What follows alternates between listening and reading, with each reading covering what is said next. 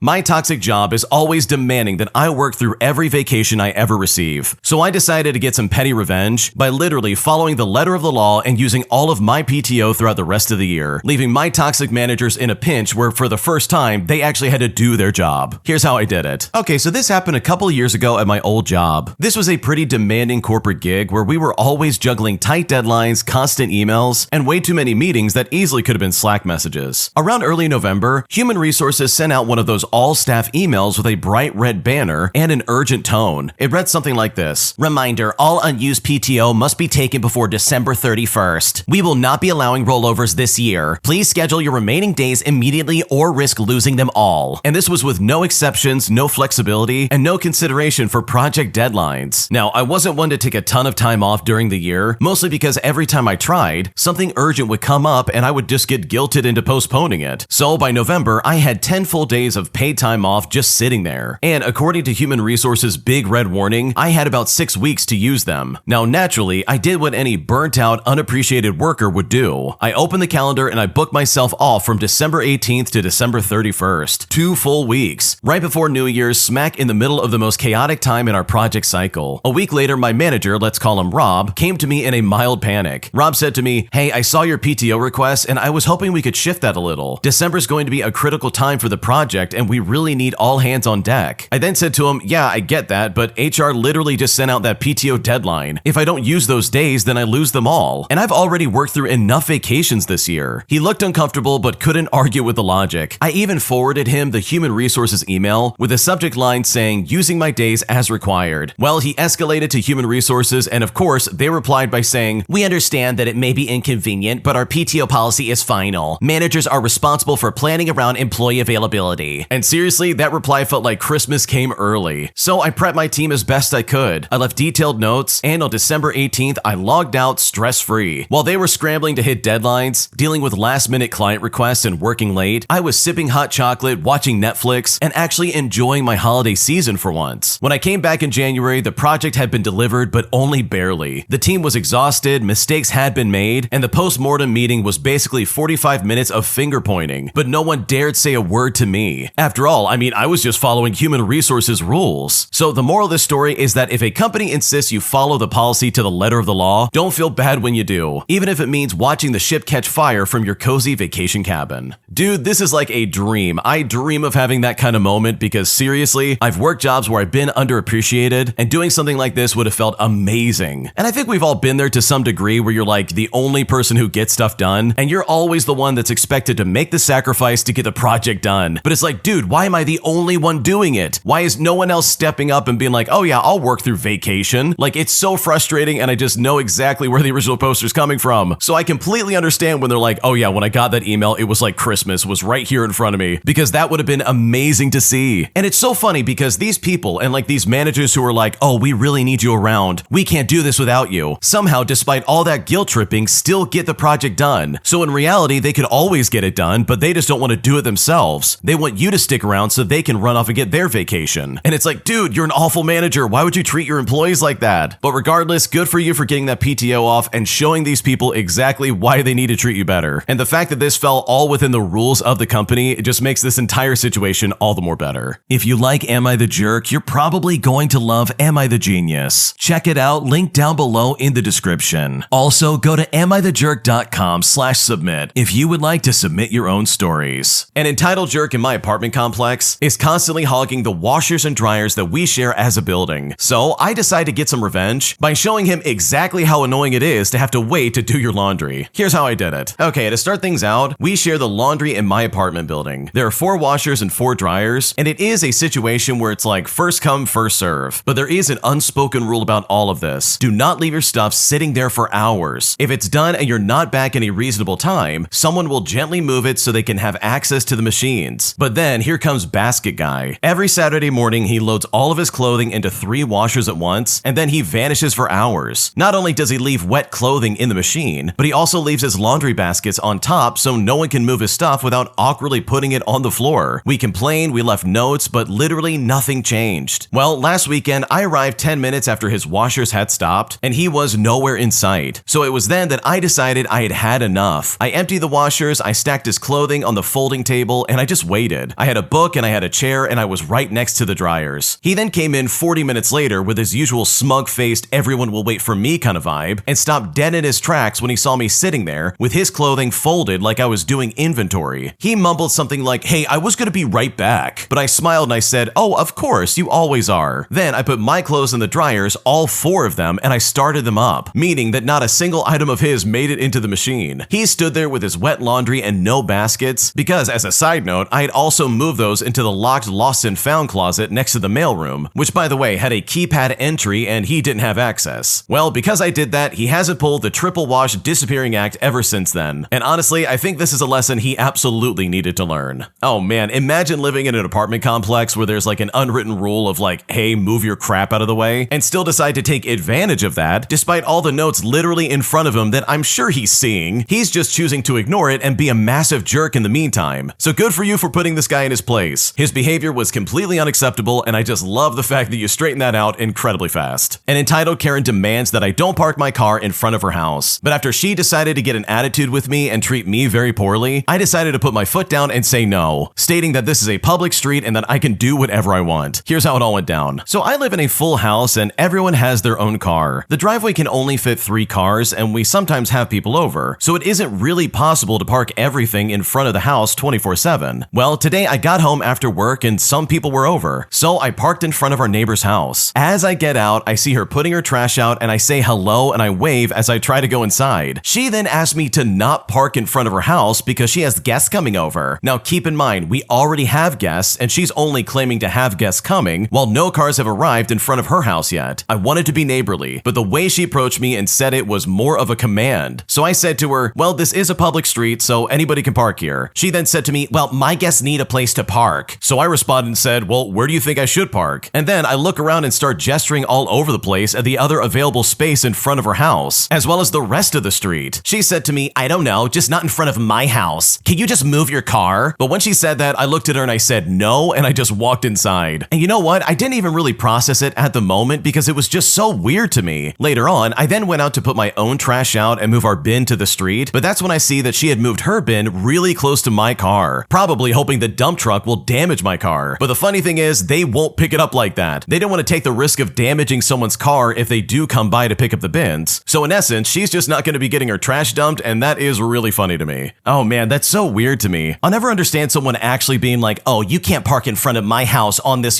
public street. Like if you're not blocking any driveways and you're parking somewhere where anyone can park, then guess what? There's nothing wrong with this. Like legitimately, you have every right to park there if you want to, especially if it's a busy street. Like, dude, take what you got. And from the sounds of it, it seems like there's a lot of places they can park, so it's like, dude, just get a grip. So good for you for putting this Karen in her place, because in my opinion, she was being completely irrational. This next story came from the Am I the Jerk subreddit. If you'd like to submit your own stories, check the link in the description because we would love to hear what you have to say. Let's get started. Am I the jerk for snapping at the new guy after he literally has made my life a living nightmare at my job? Because after calling him out on all of his BS, he's now acting like a wounded dog. And at this point, I really don't know what to do. Here's what's going on. Okay, I want to start off by saying that I have a coworker who is driving me nuts. He's a new hire 2 months in and on a probationary clause. And he was also unemployed for a year before we hired him. During a meeting right after he got hired, the department vice president inadvertently called out his probationary status. We were discussing vacation planning and it just kind of came up. It was an unfortunate spotlight just for a bit, and he's just running out of the gates. So here's the big complaints. He works underneath me on tasks that are assigned to me, uninvited, unannounced, and not necessary at all. He interrupts smaller meetings to explain technical concepts to me and makes insignificant corrections to my work in meetings. Now here's my bellyache complaints. He triggers on every opportunity to play the game of like basically being right about everything. He'll throw out insignificant sticking points like it's something that he just needs to do. And he'll do this almost every single sentence. And I gotta be honest, it's super irritating. He's very difficult to work with. He sends those 2:35 a.m. emails that aggrandizes his contributions and sacrifices in a bullet-pointed thesis. Now maybe he's a little bit different or maybe it's just me, but at this point I've been needling him a little bit. I've been baiting him, calling him out on some of his BS, and now he's acting like a wounded dog. He's avoiding eye contact and now it's weird. I mean, way too much drama's going on. The joy of my work has been slightly crushed and I'm honestly just kind of at an impasse. So am I the jerk here or is there something else going on that I just might not know about? Because right now I seriously don't know what to do. Dude, I can't stand coworkers like that who have to be right about everything and yet still assume that somehow they're like God's gift to whatever company you're working working for. And it's like, dude, I can kind of see why you haven't worked in a year. Like, this is super obnoxious. So no, I don't think you're the jerk for calling him out on his BS, because this guy's being obnoxious and he's making your work environment miserable. And I know if I was in your shoes, I would be complaining or at least trying to find some kind of solution, because this behavior sounds incredibly annoying. My job has clear and obvious favorites in the workplace, treating them like royalty while treating the rest of us like a bunch of workhorses. So I decided to get some petty revenge by quite literally making my laptop into a brick in such a way that would make things incredibly frustrating for the person who would have to fix it. Here's how I did it. Okay, I want to start off by saying that I work in a high-pressure call center, and the way the system works here is deeply unfair. A handful of people who are close to the team leads get special treatment every single day. They get assigned non-call statuses, which basically means they don't have to take any calls. They literally sit there doing nothing, scrolling on their phones, walking in and out of the floor, or pretending to work while avoiding the core job of actually speaking to customers. Meanwhile, the rest of us, well, we're forced to take non-stop calls with barely any breaks. It doesn't matter if you're stressed out or sick or mentally exhausted, we're expected to work like machines. I mean, it's completely lopsided. I've been watching this favoritism happen every single day. The same people getting breaks, extra time off, and even work from home allowances, while we who follow the rules get treated like we don't matter. So yes, over time that builds a sense of burnout, frustration, and a feeling that the system is rigged. Add to that the fact that we're treated like children. We're not even allowed to wear rain-ready flippers during the rainy season. If it rains and your shoes get soaked, well, too bad. Walk around in wet socks all day. And then they have the nerve to send corporate-wide emails about taking care during rains. I mean, the hypocrisy is just exhausting. Now, on to the part of the story about my laptop. 2 days ago, my work laptop asked for a big update. For anyone unfamiliar, a BIOS is like the basic software your computer needs to even start. If you interrupt this update, the computer becomes unusable. It won't boot into Windows or do anything. It becomes a brick, and I absolutely knew that. I also knew that IT wouldn't be able to recover anything from it or track what really happened. They would just have to wipe and reinstall everything, which would take days if that's even possible. And that means I wouldn't be on calls, and finally, I would get a chance to breathe a little bit. So yes, when the update started, I intentionally restarted the laptop several times, literally mid-update, by holding the power button. And you know what? I just pretended I didn't know any better. I had already told my team lead that the system was asking for an update, and when it broke, I simply told them I didn't know anything beyond logging in with my ID and password. And you know what? That's true. From their perspective, I'm not an IT expert. I'm just a call center employee. I don't code. I don't fix machines. So now IT has to take the laptop, re-image it or something, I don't really know, and I'm off the phones for a few days. Now, some people may call this sabotage, but let's be real. When you create a workplace where some people chill all day and others are treated like disposable robots, don't be surprised when people start looking for ways to survive. I didn't do this out of joy or laziness. I did it because I've been pushed to the edge. Because not everyone has the luxury to be the boss's favorite. Some of us are just trying to survive this broken system. Dude, I love the fact that you did this, because seriously, these people absolutely suck. I can't stand when there's favoritism in the workplace. Just treat people equally. And if anything, treat the people who actually do their job with respect and be like, okay, we're gonna give you benefits because you're doing a good job. Like a pay increase or a promotion of some kind. Like seriously. The fact that they're blatantly being like, oh yeah, here's our favorites and guess what? You're not one of them. Like, I don't know about you, but I would definitely be looking for another job at that point. But also, it's like, dude, you can't treat people like that and expect anyone to do their job. So in my opinion, I don't think you're in the wrong for doing this at all. It's obvious these people have favorites and they clearly are not going to give you any benefits that the rest of these people have. And that, in my opinion, is completely uncalled for. My manager pulled off the greatest form of petty revenge I've ever seen in my life, as she left the other managers who treated her like garbage in such a bad spot that it literally nearly brought our business all the way to the ground. And I'm honestly so glad I was here to witness it, because it was incredibly satisfying. Here's what happened. So my boss was the kind of leader you don't forget. She was loved by her staff, but envied by her colleagues. Our team always had the highest morale and top ratings. And this is not because she cracked the whip, but because we genuinely respected her. You just didn't want to let her down. I mean, she was that type of boss. She was strong, she didn't take crap from anybody, and always showed up for us. We'd bring her home-cooked meals, coffee, little treats, not because we had to, but because she treated us like people, not just employees. And you know what? She did the same for us. If no one could cover a shift, she would work it herself. There was no ego, but instead just a lot of heart. Well, of course, that made some of the other managers incredibly bitter. You would hear them mutter little comments such as, well, why are her staff always doing this for her? Why does she treat them like that? We would catch their side eyes when we brought her gifts or food. They couldn't stand how much we loved her, because they knew they could never get the same from their teams. But she never stooped to their level. She was classy and professional to the end. She didn't gossip, didn't talk garbage, even when we knew she had reason to. She kept people's business private, unlike the others who couldn't shut up about about coworkers, even the ones they called their friends. Well, one day we found out her mother got really sick, and she held a meeting with us to say that she would be stepping away for a while to take care of her. Now, what she didn't tell us, but we later found out, was that management refused to approve the time off that she needed. So she said screw it and just stepped down. She chose her family, and honestly, we admired her even more for it. We threw her a going away party, and not a single other manager showed up, which is just typical. But we laughed, we cried, we took pictures, and we made it special. It was a beautiful, bittersweet goodbye. Then came the following Monday. Her last day had been Friday, and when I clocked in for my shift, everything was on fire. People were running around like chickens with their heads cut off. Managers looked wrecked, and I was incredibly confused. Well, that is until I found out about her big final